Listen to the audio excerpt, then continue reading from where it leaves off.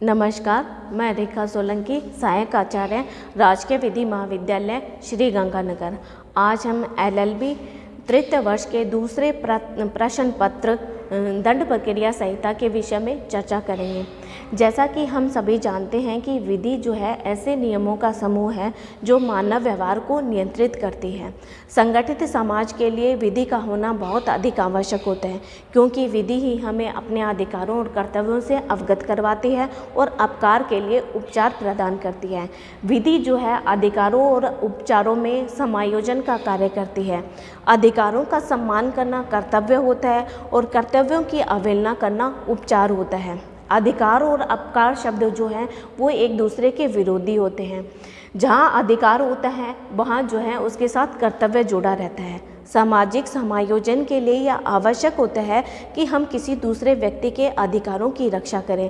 यदि हम किसी दूसरे व्यक्ति के अधिकारों की रक्षा करेंगे तभी जो है हमारे अधिकारों की रक्षा हो सकती है।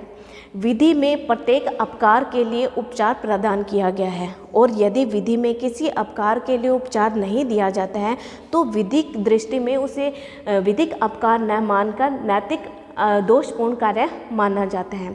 विधिक अपकार और नैतिक अपकार में अंतर केवल यह होता है कि जहां विधिक अपकार में जो है व्यक्ति विधिक नियमों का पालन इसलिए करता है क्योंकि उसके पीछे राज्य की जो है वो शक्ति होती है, और यदि कोई व्यक्ति विधिक नियमों का उल्लंघन करता है तो उसे उसके विधिक परिणाम भी भुगतने पड़ते हैं। जबकि नैतिक अपकार की अगर बात करें तो नैतिक अपकार के पीछे सद्भावना की शक्ति होती है, अर्थात कोई भी व्यक्ति नैतिक नियमों का पालन जो है या तो स्वेच्छा से करता है या समाज के जो है बल के कारण करता है। अब हम जो है अपकार की बात करते हैं कि अपकार को दो भागों में बांटा जा सकता है। पहला है सिविल अपकार और दूसरा है आपराधिक अपकार। अब हम बात करते हैं सिविल अपकार। सिविल अपकार जो होता है ऐसा अपकार होता है जिसमें अगर कोई व्यक्ति विधिक नियमों की अवहेलना करता है तो अपकर्ता को, अर्थात जिस व्यक्ति ने विधिक नियमों की अवहेलना की है उसे अपने दायित्व को पूरा करने का जो है आदेश दिया जाता है।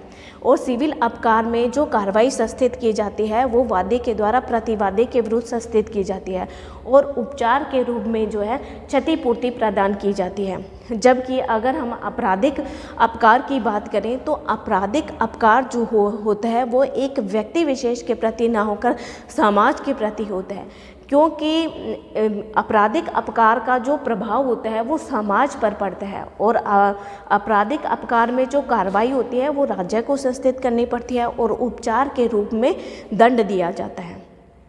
अब हम विधि की बात करें तो विधियों को दो भागों में बांटा जा सकता है। पहली है मौलिक विधि, दूसरी है प्रक्रियात्मक विधि। मौलिक विधि जो होती है वो ऐसी विधि है जो हमें अपने अधिकारों और कर्तव्यों का ज्ञान कराती है, अर्थात मौलिक विधि में अधिकारों की व्याख्या भी दी हुई होती है और उनका वर्णन भी किया गया होता है।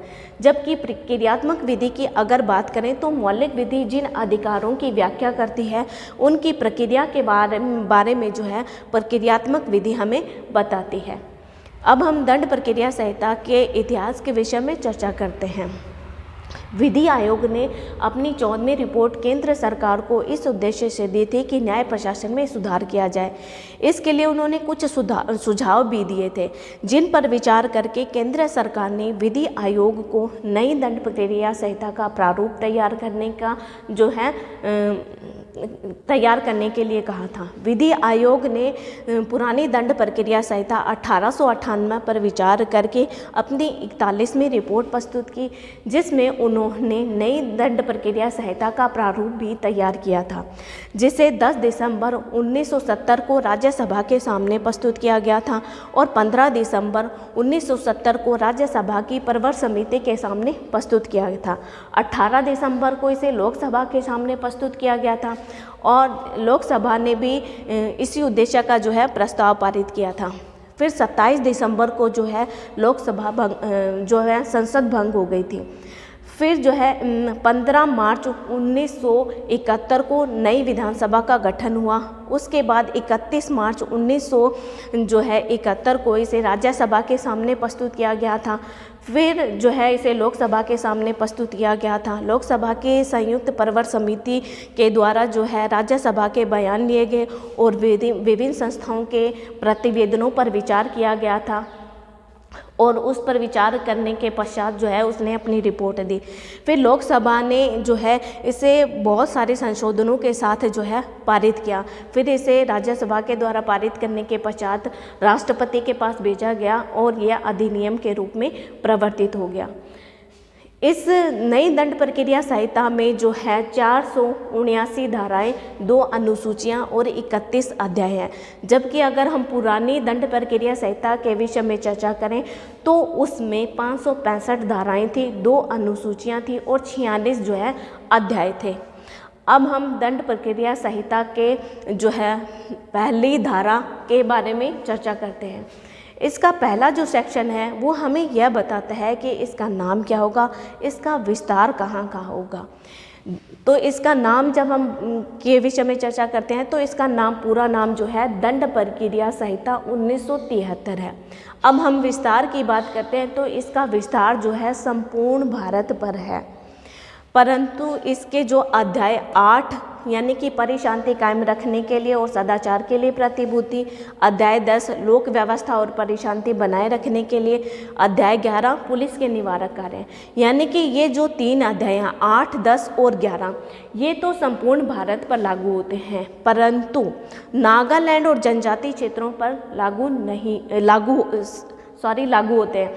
पर नागालैंड और जनजातीय क्षेत्रों की जो राज्य सरकार है वो इन अध्यायों के अलावा दंड प्रक्रिया संहिता में जितने भी प्रावधान हैं उनको ऐसे संशोधनों के साथ जिन्हें वो आवश्यक समझती है लागू कर सकती है, क्योंकि नागालैंड को जो है भारतीय संविधान के अनुच्छेद 371 के अनुसार विशेष दर्जा दिया गया है। यहाँ पर जो आपराधिक और सिविल कार्रवाई के निपटारे हैं वो वहाँ की रूढ़िगत विधियों के अनुसार किए जाते हैं।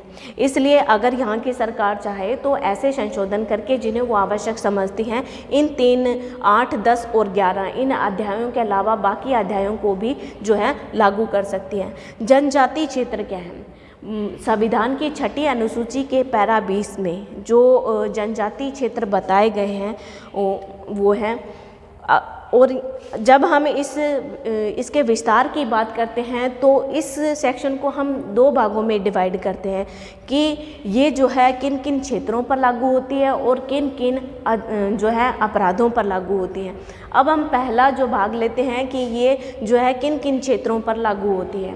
CRPC जो है भारत राज्य क्षेत्र के भीतर जितने भी राज्य स्थित हैं उन पर लागू होगी, संघ राज्य क्षेत्र हैं उन पर लागू होगी और अन्य कोई क्षेत्र जो भारत में शामिल हैं उन पर भी जो है CRPC लागू होगी।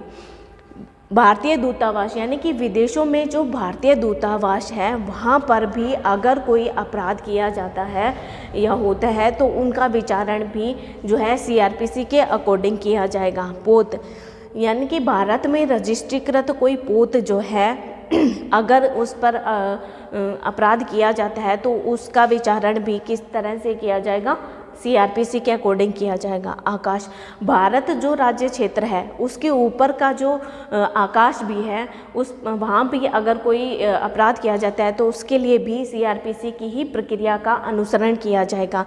समुद्री क्षेत्र, भारत का जो समुद्री क्षेत्र होता है वो 3 से 12 मील तक है, अगर अपराध किया जाएगा तो उसके लिए भी जो है विचारण के लिए CRPC की ही प्रक्रिया का अनुसरण किया जाएगा। हवाई जहाज यानी कि भारत में रजिस्ट्रीकृत जो विमान हैं अपराध होते हैं तो उनके लिए भी कौन सी प्रक्रिया का अनुसरण किया जाएगा, CRPC का। अब हम दूसरा जो है इसका पार्ट लेते हैं कि किन अपराधों पर लागू होती है। तो ये पहला बताता है कि IPC की भारतीय दंड प्रक्रिया संहिता जो है उस पर आईपीसी यानी कि भारतीय दंड संहिता के में जितने भी अपराध बताए गए हैं उन पर जो है कौन सी प्रोसेस को अपनाया जाएगा, सीआरपीसी की। दूसरा जो बताता है कि अन्य विधियों में अन्य कोई विधि होती है, अगर उनमें स्वयं में कोई प्रक्रिया बताई गई है तो उसी प्रक्रिया का अनुसरण किया जाएगा। यदि अन्य विधियों में कोई विधि नहीं बताई गई है तो उनका विचारण भी सीआरपीसी की ही प्रक्रिया के द्वारा किया जाएगा। धन्यवाद।